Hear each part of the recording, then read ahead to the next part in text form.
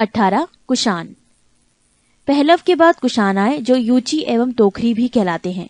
यूची नामक एक कबीला 5 कुलों में बट गया था। उन्हीं में से एक कुल के थे कुषाण। कुषाण वंश के संस्थापक कुजूल कड़फिसेस था। इस वंश का सबसे प्रतापी राजा कनिष्क था। इनकी राजधानी पुरुषपुर या पेशावर थी। कुषाणों की द्वितीय राजधानी मथुरा थी। कनिष्क ने 78 ईस्वी गद्दी पर बैठने के समय में एक संवत चलाया जो शक संवत कहलाता है, जिसे भारत सरकार द्वारा प्रयोग में लाया जाता है। बौद्ध धर्म की चौथी बौद्ध संगीति कनिष्क के शासनकाल में कुंडलवन कश्मीर में प्रसिद्ध बौद्ध विद्वान वसुमित्र की अध्यक्षता में हुई। कनिष्क बौद्ध धर्म के महायान संप्रदाय का अनुयायी था। आरंभिक कुषाण शासकों ने भारी संख्या में स्वर्ण मुद्राएं जारी की, जिनकी शुद्धता गुप्त काल की स्वर्ण मुद्राओं से उत्कृष्ट है। कनिष्क का राज्य वैद्य आयुर्वेद का विख्यात विद्वान चरक था, जिसने चरक संहिता की रचना की। महाविभाष सूत्र के रचनाकार वसुमित्र हैं। इसे ही बौद्ध धर्म का विश्वकोश कहा जाता है। कनिष्क के राजकवि अश्वघोष ने बौद्धियों का रामायण बुद्ध चरित्र की रचना की। वसुमित्र, पाशव, नागार्जुन, महाचेत और संघर्षा भी कनिष्क के दरबार की विभूति थे। भारत का आइंस्टीन नागार्जुन को कहा जाता है। इनकी पुस्तक माध्यमिक सूत्र, इस पुस्तक में नागार्जुन ने सापेक्षता का सिद्धांत प्रस्तुत किया था। कनिष्क की मृत्यु 102 ईस्वी में हो गई। कुषाण वंश का अंतिम शासक वासुदेव था। गंधार शैली एवं मथुरा शैली का विकास कनिष्क के शासनकाल में हुआ था। रेशम मार्ग पर नियंत्रण रखने वाले शासकों में सबसे प्रसिद्ध कुषाण थे। नोट: रेशम बनाने का तकनीक का आविष्कार सबसे पहले चीन में हुआ था। 19 गुप्त साम्राज्य। गुप्त साम्राज्य का उदय 3री शताब्दी के अंत में प्रयाग के निकट कौशाम्बी में हुआ। गुप्त वंश का संस्थापक श्रीगुप्त 240 से 280 ईस्वी था। श्रीगुप्त का उत्तराधिकारी घटोत्कच 280 से 220 ईस्वी में हुआ। गुप्त वंश का प्रथम महान सम्राट चंद्रगुप्त प्रथम था। ये 320 ईस्वी में गद्दी पर बैठा। इसने लिच्छवी राजकुमारी देवी से विवाह किया। इसने महाराज धीराज की उपाधि धारण की। गुप्त संवत 319 से 320 ईस्वी की शुरुआत चंद्रगुप्त प्रथम ने की। पृष्ठ 22। चंद्रगुप्त प्रथम का उत्तराधिकारी समुद्रगुप्त हुआ, जो 335 ईस्वी में राजगद्दी पर बैठा।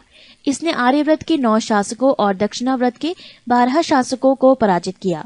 इन्हीं विजयों के कारण इसे भारत का नेपोलियन कहा जाता है। समुद्रगुप्त का दरबारी कवि हरिसेन था, जिसने इलाहाबाद प्रशस्ति लेख की रचना की। समुद्रगुप्त विष्णु का उपासक था। समुद्रगुप्त ने अश्वमेध कर्ता की उपाधि धारण की। समुद्रगुप्त संगीत प्रेमी था। ऐसा अनुमान उसके सिक्कों पर उसे वीणा वादन करते हुए दिखाया जाने से लगाया गया है। समुद्रगुप्त ने विक्रमंक की उपाधि धारण की थी। इसे कविराज भी कहा जाता था। समुद्रगुप्त का उत्तराधिकारी चंद्रगुप्त द्वितीय हुआ, जो 380 ईस्वी में राजगद्दी पर बैठा। चंद्रगुप्त द्वितीय के शासनकाल में चीनी बौद्ध यात्री फाहियान भारत आया। शकों पर विजय के उपलक्ष्य में चंद्रगुप्त द्वितीय ने चांदी के सिक्के चलाए। चंद्रगुप्त द्वितीय का उत्तराधिकारी कुमारगुप्त प्रथम या गोविंद गुप्त 415 ईस्वी से 454 ईस्वी पे हुआ। नालंदा विश्वविद्यालय की स्थापना कुमारगुप्त ने की थी। कुमारगुप्त प्रथम का उत्तराधिकारी स्कंदगुप्त 455 से 467 ईस्वी में हुआ। स्कंदगुप्त ने गिरनार पर्वत पर स्थित सुदर्शन झील का पुनरुद्धार किया। स्कंदगुप्त ने पाणदत्त को सौराष्ट्र का गवर्नर नियुक्त किया। स्कंदगुप्त के शासनकाल में ही हुणों का आक्रमण शुरू हो गया। अंतिम गुप्त शासक भानुगुप्त था। गुप्त साम्राज्य की सबसे बड़ी प्रादेशिक इकाई देश थी, जिसके शासक को गोप्ता कहा जाता था। एक दूसरी प्रादेशिक इकाई भुक्ति थी, जिसके शासक उपरी कहलाते थे। भुक्ति के नीचे विषय नामक प्रशासनिक इकाई होती थी, जिसके प्रमुख विषयपति कहलाते थे। पुलिस विभाग का मुख्य अधिकारी दंडपाशिक कहलाता था। पुलिस विभाग के साधारण कर्मचारियों को चाट एवं भाट कहा जाता था। प्रशासन की सबसे छोटी इकाई ग्राम थी। ग्राम का प्रशासन ग्राम सभा द्वारा संचालित होता। ग्राम सभा का मुखिया ग्रामिक कहलाता था एवं अन्य सदस्य महत्तर कहलाते थे। ग्राम समूहों की छोटी इकाई को पेठ कहा जाता था। गुप्त शासक कुमारगुप्त के दामोदरपुर ताम्रपुत्र में भूमि बिक्री संबंधी अधिकारियों के क्रियाकलापों का उल्लेख है। भू राजस्व कुल उत्पादन का 1/4 भाग से 1/6 भाग हुआ करता था। आर्थिक उपयोगिता के आधार पर निम्न प्रकार की भूमि थी: 1 क्षेत्र कृषि करने योग्य भूमि, 2 वास्तु वास करने योग्य भूमि, 3 चरागाह भूमि पशुओं के चारा योग्य भूमि, 4 खिल्य ऐसी भूमि जो जोतने योग्य नहीं होती थी, 5 अपरहत ऐसी भूमि जो जंगली होती थी। सिंचाई के लिए रहट या घंटी यंत्र का प्रयोग होता था। श्रेणी के प्रधान को ज्येष्ठक कहा जाता था। गुप्त काल में उज्जैन सर्वाधिक महत्वपूर्ण व्यापारिक केंद्र था। गुप्त राजाओं ने सर्वाधिक स्वर्ण मुद्राएं जारी की। इनकी स्वर्ण मुद्राओं को अभिलेखों में दीनार कहा गया है। पृष्ठ 23।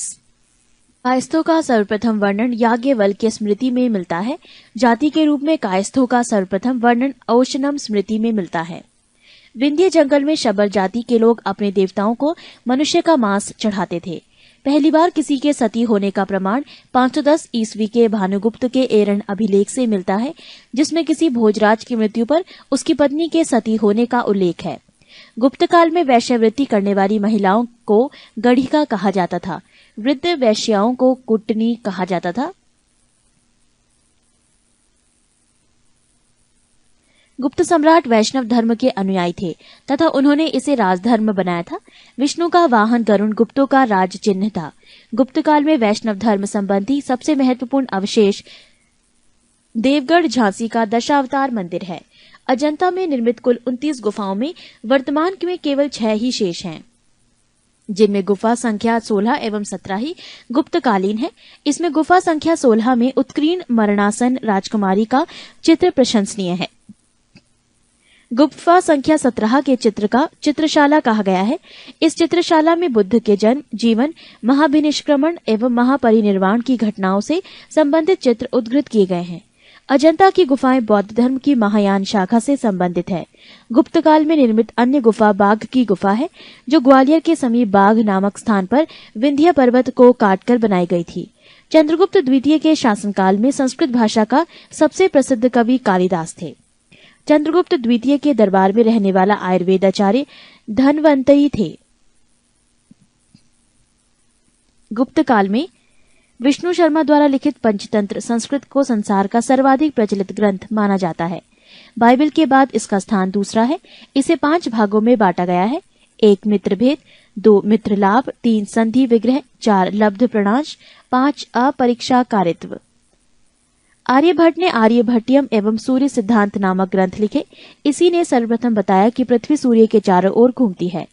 चंद्रगुप्त द्वितीय के दरबार में रहने वाले कुछ प्रमुख विद्वान थे आर्यभट्ट, वराहमिहिर, धन्वंतरी, ब्रह्मगुप्त आदि। पुराणों की वर्तमान रूप में रचना गुप्त काल में हुई। इसमें ऐतिहासिक परंपराओं का उल्लेख है। गुप्त काल में चांदी के सिक्कों को रुपयका कहा जाता था। याज्ञवल्क्य, नारद, कात्यायन एवं बृहस्पति स्मृतियों की रचना गुप्त काल में ही हुई। मंदिर बनाने की कला का जन्म गुप्त काल में ही हुआ। सांस्कृतिक उपलब्धियों के कारण गुप्त काल को भारतीय इतिहास का स्वर्ण युग कहा जाता है। गुप्तकालीन प्रसिद्ध मंदिर: विष्णु मंदिर, तिगवा, जबलपुर, मध्य प्रदेश। शिव मंदिर, भूमरा, नागौदा, मध्य प्रदेश। पार्वती मंदिर, नैना, कुठार, मध्य प्रदेश। दशावतार मंदिर, देवगढ़, झांसी, उत्तर प्रदेश। शिव मंदिर, खो, नागौद, मध्य प्रदेश। भीतर गांव मंदिर यानी लक्ष्मण मंदिर, ईंटों द्वारा निर्मित, भीतर गांव, कानपुर, उत्तर प्रदेश। 14. मौर्य साम्राज्य। मौर्य वंश का संस्थापक चंद्रगुप्त मौर्य था। चंद्रगुप्त मौर्य का जन्म 345 ईसा पूर्व में हुआ था। घनानंद को हराने में चाणक्य ने चंद्रगुप्त मौर्य की मदद की थी, जो बाद में चंद्रगुप्त का प्रधानमंत्री बना। चाणक्य कौटिल्य या विष्णुगुप्त द्वारा लिखित पुस्तक है। अर्थशास्त्र है, जिसका संबंध राजनीति से है। चंद्रगुप्त मगध की राजगद्दी पर 322 ईसा पूर्व में बैठा। चंद्रगुप्त जैन धर्म का अनुयायी था। चंद्रगुप्त ने अपना अंतिम समय कर्नाटक के श्रवणबेलगोला नामक स्थान पर बिताया। चंद्रगुप्त ने 305 ईसा पूर्व में सेल्यूकस निकेटर को हराया। सेल्यूकस निकेटर ने अपनी पुत्री कार्नेलिया की शादी चंद्रगुप्त मौर्य के साथ कर दी और युद्ध की संधि शर्तों के अनुसार 4 प्रांत काबुल, कंधार, हेरात एवं मकरान चंद्रगुप्त को दिए। चंद्रगुप्त मौर्य ने जैनी गुरु भद्रबाहु से जैन धर्म की दीक्षा ली थी। मेगास्थनीज सेल्यूकस निकेटर का राजदूत था, जो चंद्रगुप्त के दरबार में रहता था। मेगास्थनीज द्वारा लिखी गई पुस्तक इंडिका है। चंद्रगुप्त मौर्य और सेल्यूकस के बीच हुए युद्ध का वर्णन एपियानस ने किया है। प्लूटार्क के अनुसार चंद्रगुप्त ने सेल्यूकस को 500 हाथी उपहार में दिए थे। चंद्रगुप्त मौर्य की मृत्यु 298 ईसा पूर्व में श्रवणबेलगोला में उपवास द्वारा हुई। बिंदुसार। चंद्रगुप्त मौर्य का उत्तराधिकारी बिंदुसार हुआ, जो 298 ईसा पूर्व में मगध की राजगद्दी पर बैठा। अमित्रघात के नाम से बिंदुसार जाना जाता है। अमित्रघात का अर्थ है शत्रु विनाशक। बिंदुसार आजीवक संप्रदाय का अनुयायी था। वायु पुराण में बिंदुसार को भद्रसार या वारिसार कहा गया है। स्ट्रेबो के अनुसार सीरियन नरेश एंटियोकस ने बिंदुसार के दरबार में डाइमेकस नामक राजदूत भेजा। इसे ही मेगास्थनीज का उत्तराधिकारी माना जाता है। जैन ग्रंथों में बिंदुसार को सिंहासन कहा गया है। बिंदुसार के शासनकाल में तक्षशिला में हुए 2 विद्रोहों का वर्णन है। इस विद्रोह को दबाने के लिए बिंदुसार ने पहले सुसीम को और बाद में अशोक को भेजा। एथीनियस के अनुसार बिंदुसार ने सीरिया के शासक एंटियोकोस ने बिंदुसार के दरबार में डाइमेकस नामक राजदूत भेजा। इसे ही मेगास्थनीज का उत्तराधिकारी माना जाता है। जैन ग्रंथों के बिंदुसार को सिंगसेन कहा गया है। बिंदुसार के शासनकाल में तक्षशिला में हुए 2 विद्रोहों का वर्णन है। इस विद्रोह को दबाने के लिए बिंदुसार ने पहले सुसीम को और बाद में अशोक को भेजा। एथीनियस के अनुसार बिंदुसार ने सीरिया के शासक एंटियोकस I से मदिरा, सूखे अंजीर एवं दार्शनिक भेजने की प्रार्थना की थी। बौद्ध विद्वान तारानाथ ने बिंदुसार को 16 राज्यों का विजेता बताया है। अशोक। बिंदुसार का उत्तराधिकारी अशोक महान हुआ, जो 269 ईसा पूर्व में मगध की राजगद्दी पर बैठा। राजगद्दी पर बैठने के समय अशोक अवंती का राज्यपाल था। मास्की एवं गुर्जरा अभिलेख में अशोक का नाम अशोक मिलता है। पृष्ठ 17। पुराणों में अशोक को अशोकवर्धन कहा गया है। अशोक ने अपने अभिषेक के 8वें वर्ष लगभग 261 ईसा पूर्व में कलिंग पर आक्रमण किया और कलिंग की राजधानी तोसली पर अधिकार कर लिया। प्लिनी का कथन है कि मिस्र का राजा फिलाडेल्फस टॉलेमी द्वितीय ने पाटलिपुत्र में डियानीसियस नाम का एक राजदूत भेजा था अशोक के दरबार में। उपगुप्त नामक बौद्ध भिक्षु ने अशोक को बौद्ध धर्म की दीक्षा दी। अशोक ने आजीविकों को रहने हेतु बराबर की पहाड़ियों में 4 गुफाओं का निर्माण करवाया, जिनका नाम कर्ज, चौपार, सुदामा तथा विश्व झोपड़ी था। नोट: अशोक के पौत्र दशरथ ने आजीविकों को नागार्जुन गुफा प्रदान की थी। अशोक की माता का नाम सुभद्रांगी था। अशोक ने बौद्ध धर्म के प्रचार के लिए अपने पुत्र महेंद्र एवं पुत्री संघमित्रा को श्रीलंका भेजा। भारत में शिलालेख का प्रचलन सर्वप्रथम अशोक ने किया। अशोक के शिलालेखों में ब्राह्मी, खरोष्टी, ग्रीक एवं अरमाइक लिपि का प्रयोग हुआ है। ग्रीक एवं अरमाइक लिपि का अभिलेख अफगानिस्तान से, खरोष्टी लिपि का अभिलेख उत्तर पश्चिम पाकिस्तान से और शेष भारत से ब्राह्मी लिपि के अभिलेख मिले हैं। अशोक के अभिलेखों को 3 भागों में बांटा जा सकता है: 1 शिलालेख, 2 स्तंभलेख तथा 3 गुहालेख। अशोक के शिलालेख की खोज 1750 ईस्वी में पाद्रेटी फैनथेलर ने की थी। इनकी संख्या 14 है। अशोक के अभिलेख पढ़ने में सबसे पहली सफलता 1837 ईस्वी में जेम्स प्रिसेप को हुई। अशोक के प्रमुख शिलालेख एवं उनमें वर्णित विषय: पहला शिलालेख, इसमें पशु बलि की निंदा की गई है। दूसरा शिलालेख, इसमें अशोक ने मनुष्य एवं पशु दोनों की चिकित्सा व्यवस्था का उल्लेख किया है। तीसरा शिलालेख, इसमें राजकीय अधिकारियों को यह आदेश दिया गया है कि वो हर 5वें वर्ष के उपरांत दौरे पर जाएं। इस शिलालेख में कुछ धार्मिक नियमों का भी उल्लेख किया गया है। चौथा शिलालेख, इस अभिलेख में भेरी घोष की जगह धम्म घोष की जगह घोषणा की गई है। 5वां शिलालेख, इस शिलालेख में धर्म महामात्रों की नियुक्ति के विषय में जानकारी मिलती है। 6ठा शिलालेख, इसमें आत्म नियंत्रण की शिक्षा दी गई है। 7वां एवं 8वां शिलालेख, इनमें अशोक की तीर्थ यात्राओं का उल्लेख किया गया है। 9वां शिलालेख, इसमें सच्ची भेंट तथा सच्चे शिष्टाचार का उल्लेख किया गया है। 10वां शिलालेख, इसमें अशोक ने आदेश दिया है कि राजा तथा उच्च अधिकारी हमेशा प्रजा के हित में सोचें। 11वां शिलालेख, इसमें धम्म की व्याख्या की गई है। 12वां शिलालेख, इसमें स्त्री महामात्रों की नियुक्ति एवं सभी प्रकार के विचारों के सम्मान की बात कही गई है। 13वां शिलालेख, इसमें कलिंग युद्ध का वर्णन एवं अशोक के हृदय परिवर्तन की बात कही गई है। इसी में पड़ोसी राजाओं का वर्णन है। 14वां शिलालेख, अशोक ने जनता को धार्मिक जीवन बिताने के लिए प्रेरित किया। पृष्ठ 18। अशोक के स्तंभ लेखों की संख्या 7 है, जो केवल ब्राह्मी लिपि में लिखी गई है।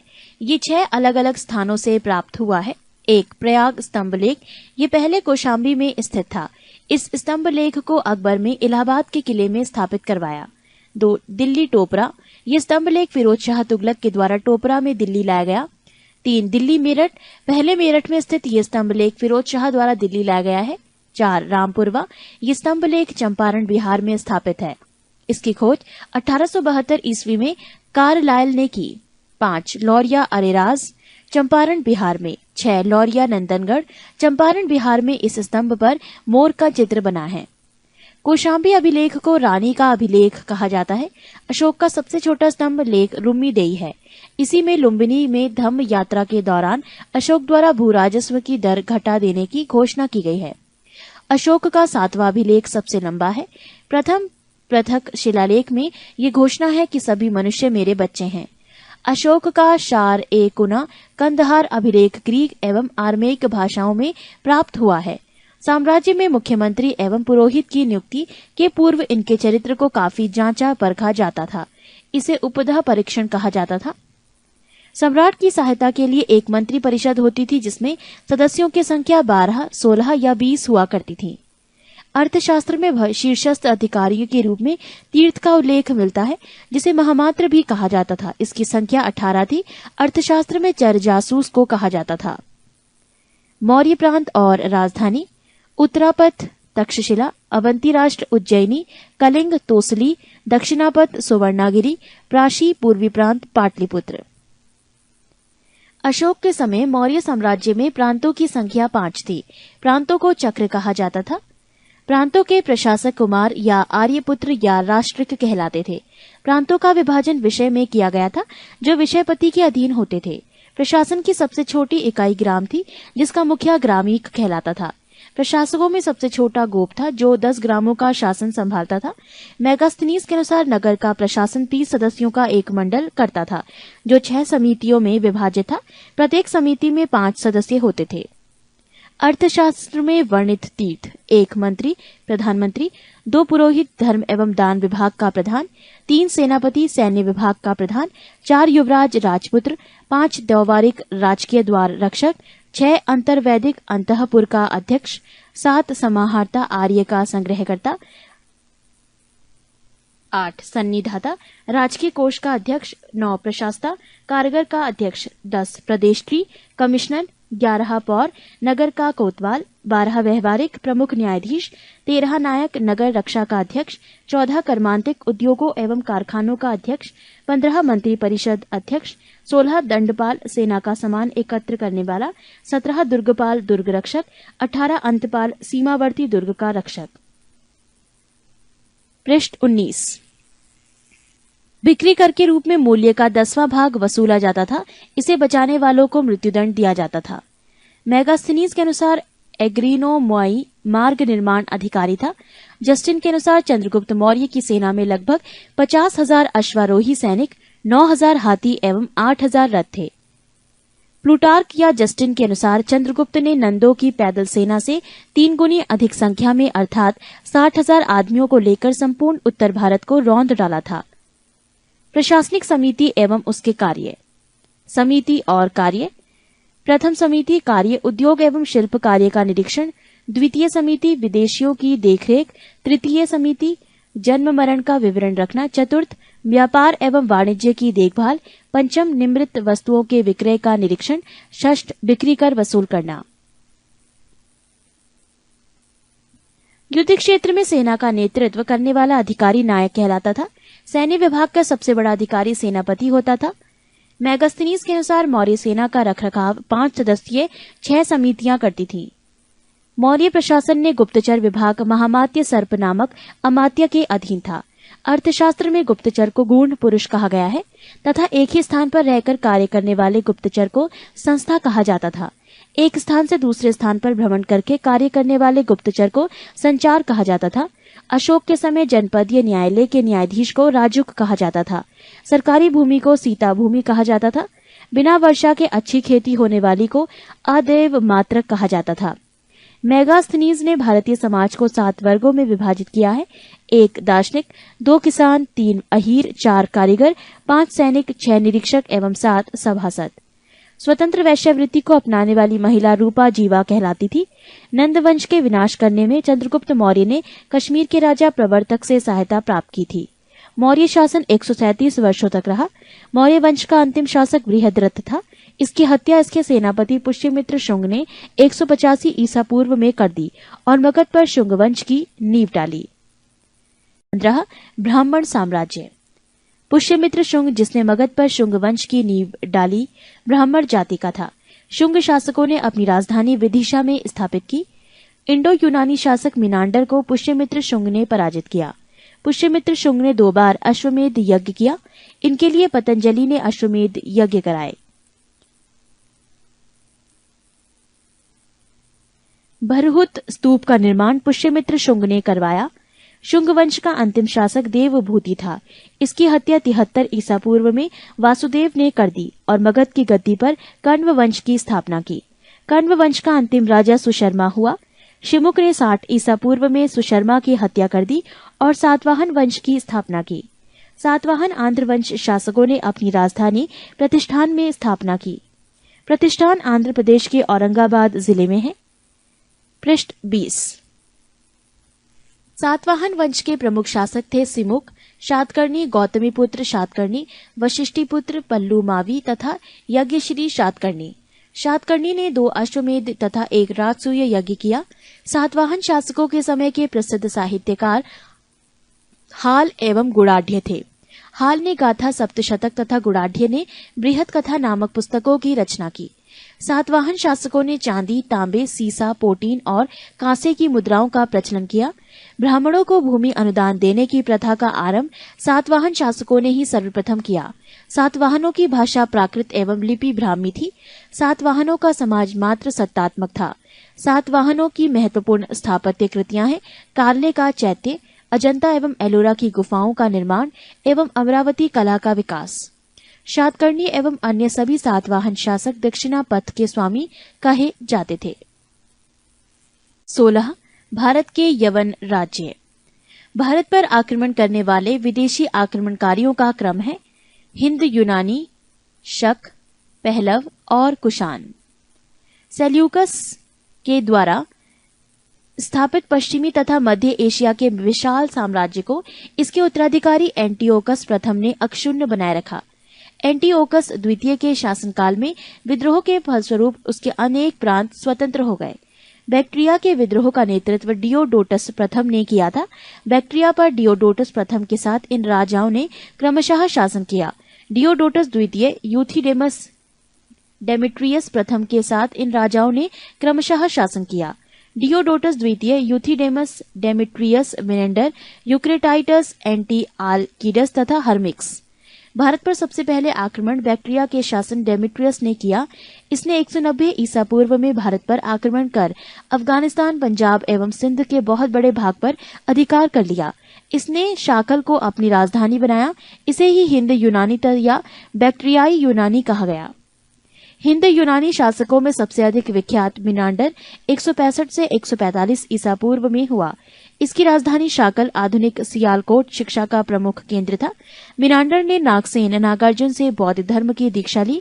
मिनांडर के प्रश्न एवं नागसेन द्वारा दिए गए उत्तर एक पुस्तक के रूप में संग्रहित है, जिसका नाम मिलिंद पन्हो अर्थात मिलिंद के प्रश्न या मिलिंद प्रश्न है।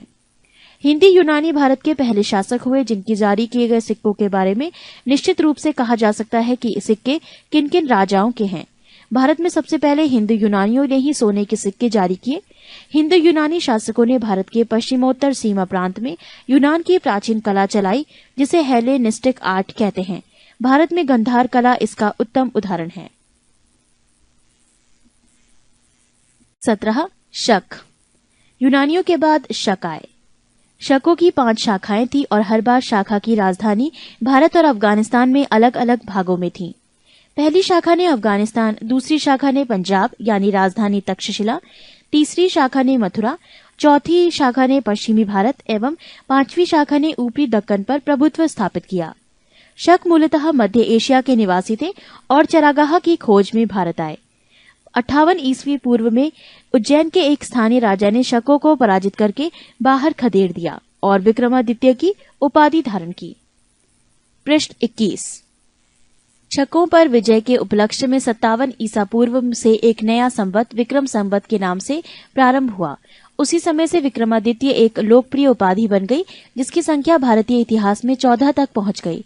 गुप्त सम्राट चंद्रगुप्त द्वितीय सबसे अधिक विख्यात विक्रमादित्य था।